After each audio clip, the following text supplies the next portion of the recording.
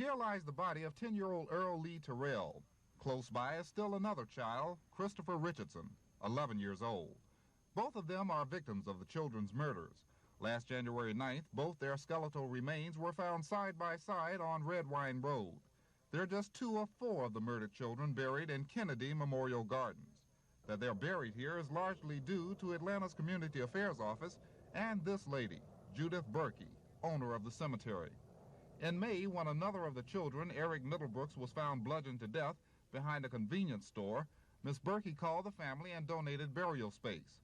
Since then, she has offered free services for 4 victims without charge, going so far as to pay for the burial vault, installation, and the actual burial for some of the victims. I think I'm a caring person, and I feel a little bit better that I've done something. It might not be very much or thought of as of great importance, but I feel good about doing it. I couldn't reach all the families involved. Some were still too grief-stricken by the tragedy to talk with me.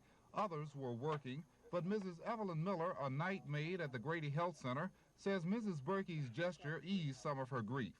It was a lot of help to us at this time, at the grief we were going through it. Because at the time, Mr. Miller, he was sick, and he's still yet sick, and although he's trying to work, so that's why I'm working, to try to help him out.